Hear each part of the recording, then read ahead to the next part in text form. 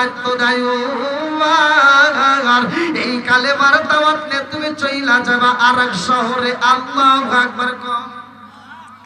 এইবার নবীর সাহাবী যখন রওনা দিছে রে আমার সরগাটিরা বাসীরা, এইবার যাইতে যাইতে দেখে একটা পাদ্রী, একজন নয় দুইজন নয়, ওই পাদ্রী ৮০,০০০ মানুষ নিয়ে আলোচনা করতেছে।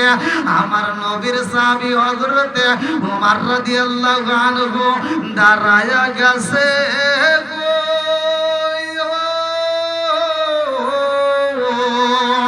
এইবার আমার নবীর সাহাবীদের দিকে তাকাইয়া ওই পাদ্রী ডাক দিয়া কই, তুমি কি নবীর সাহাবী? তোমার নাম হযরত উমর নি? বলে আমার নাম হযরত উমর।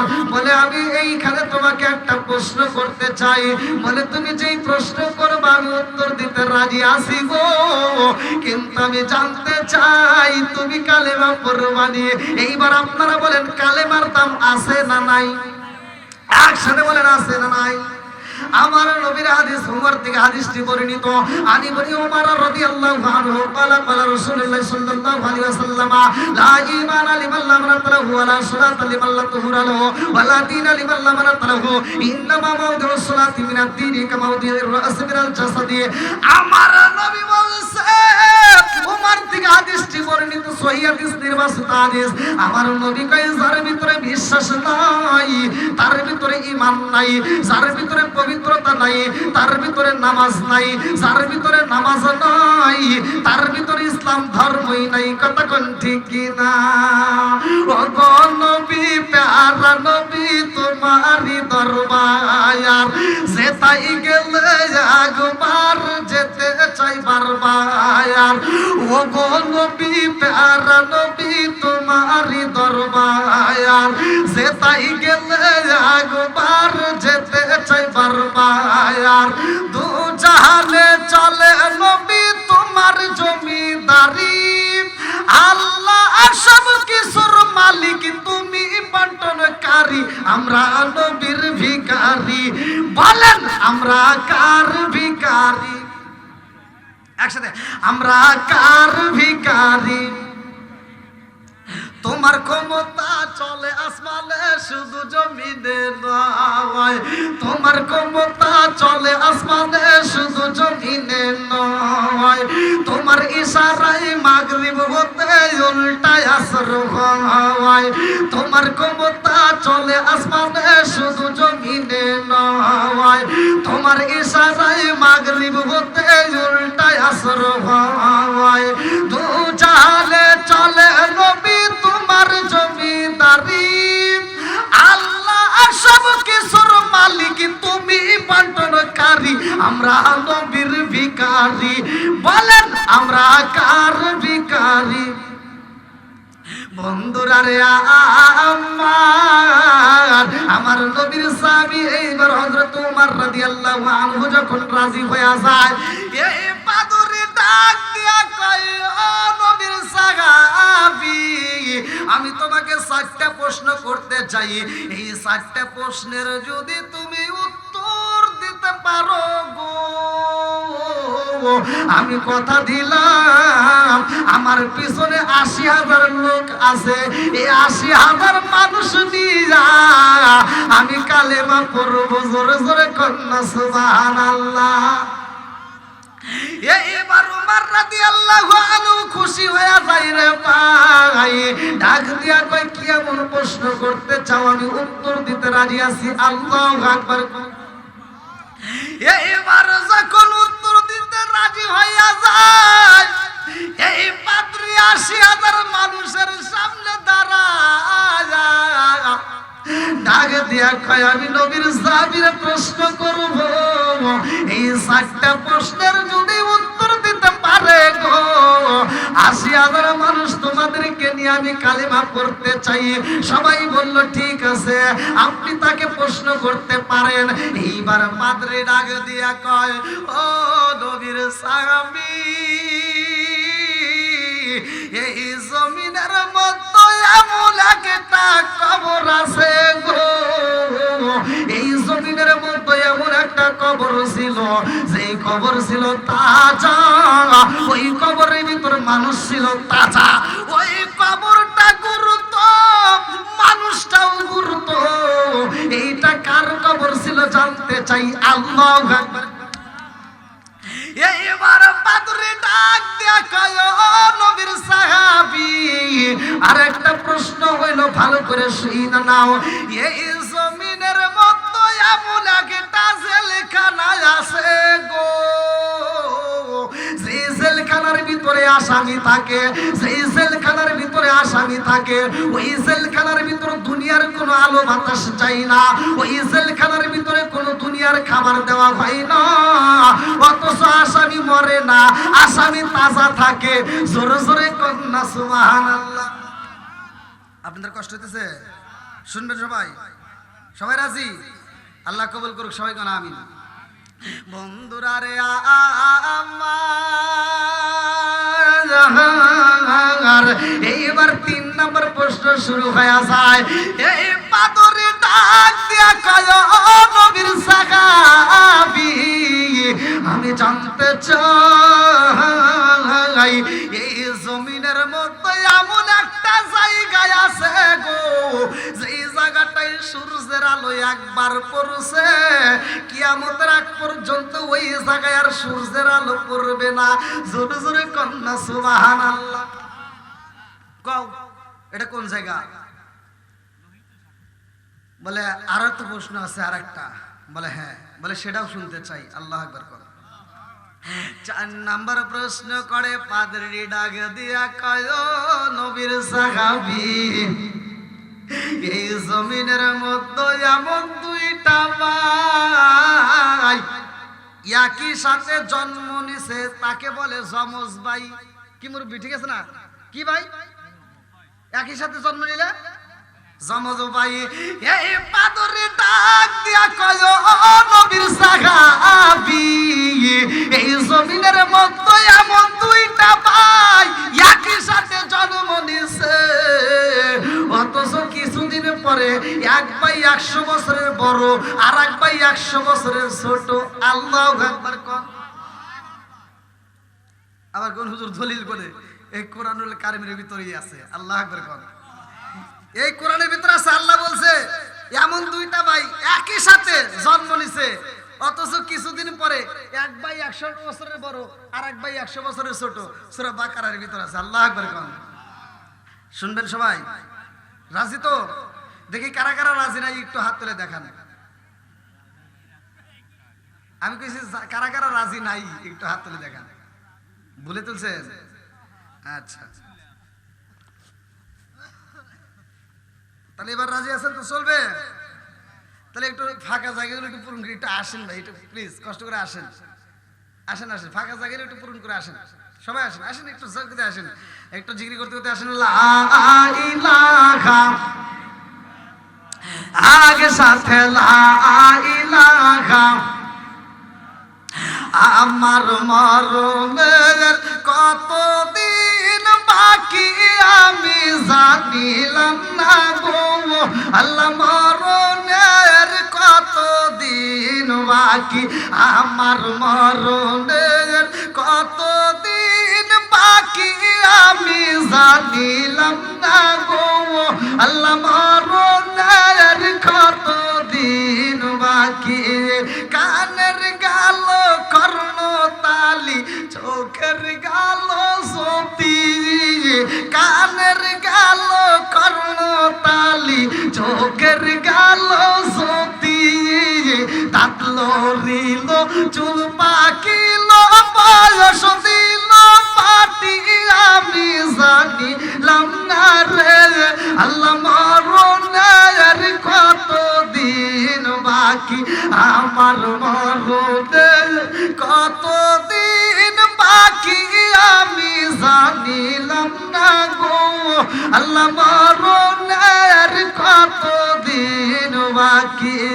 40 দিনের আগে বাইরে মৌতের নিশানি, 40 দিনের আগে বাইরে মৌতের নিশানি, জমদু দেবা আন্দানি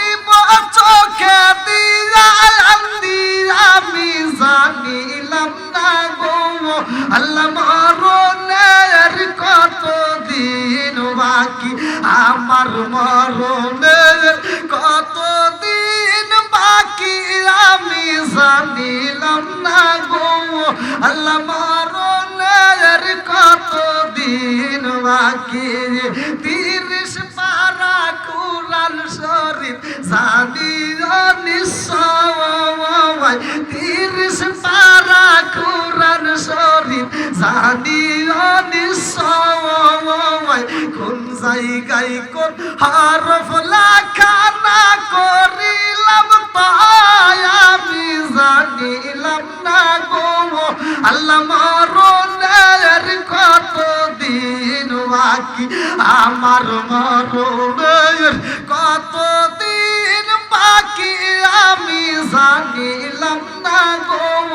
আল্লাহ মরণের কত দিন বাকি, চিৎকার মেরে কন্যায় আল্লাহু আকবার।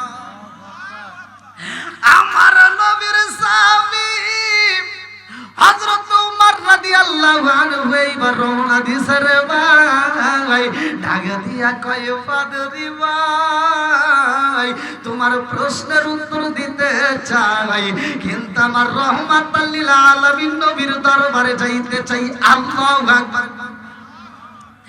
এইবার উমর রাদিয়াল্লাহু আনহু যখন দৌড়ায়া যায় রে ভাই, রাস্তার মধ্যে হযরতে আলী রাদিয়াল্লাহু আনহুর সাথে দেখা হয়ে যায়।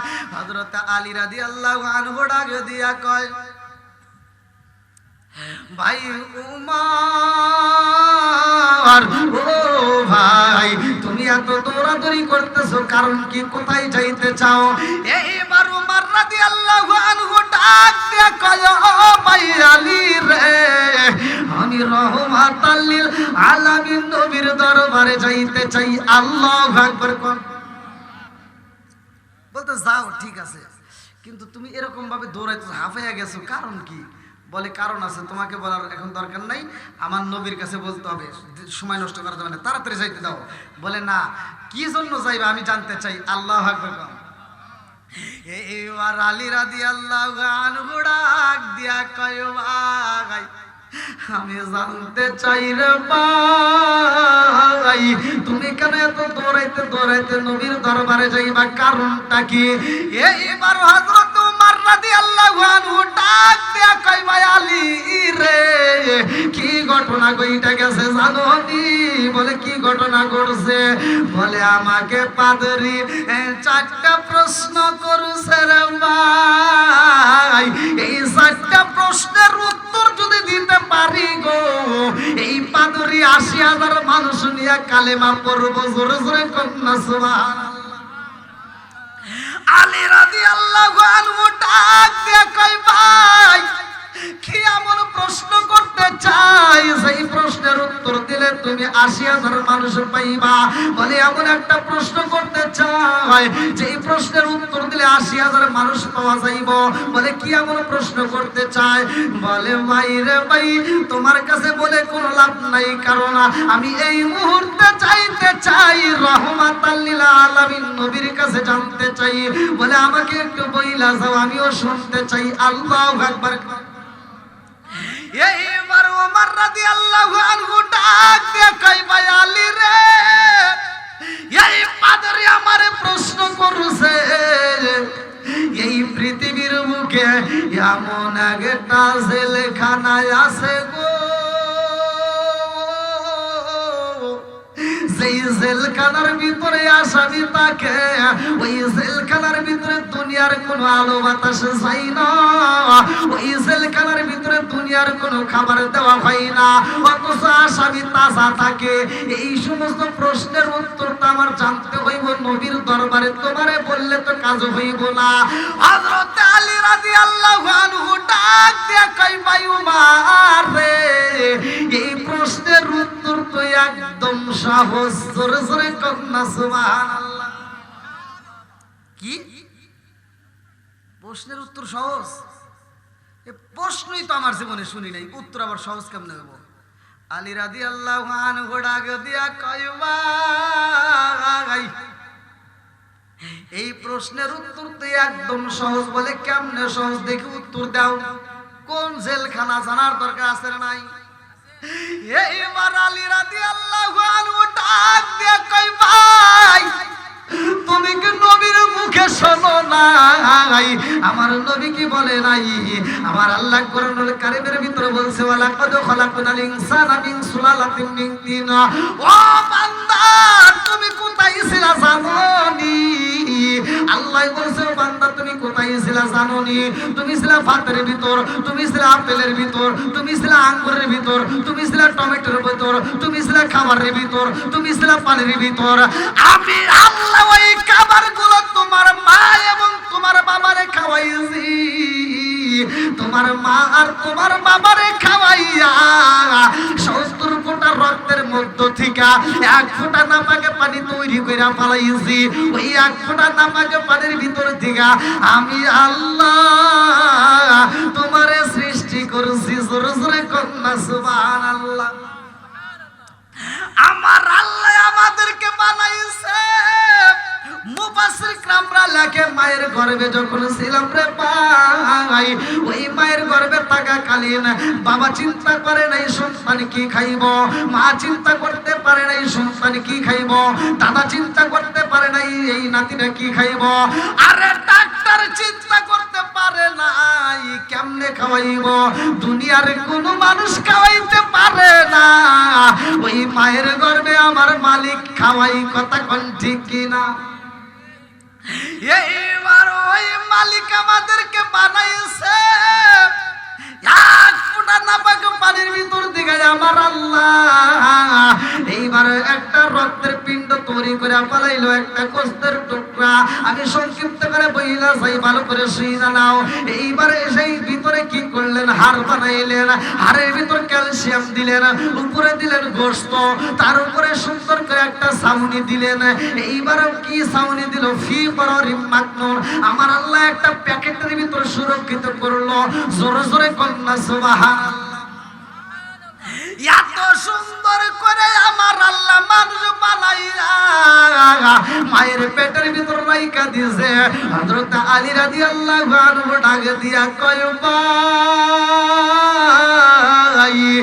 এই মায়ের গর্ভের ভিতরে দুনিয়ার কোনো আলো বাতাস যায় না, এইখানে দুনিয়ার কোনো খাবার দেওয়া হয় না, অথচ আসামি তাজা থাকে।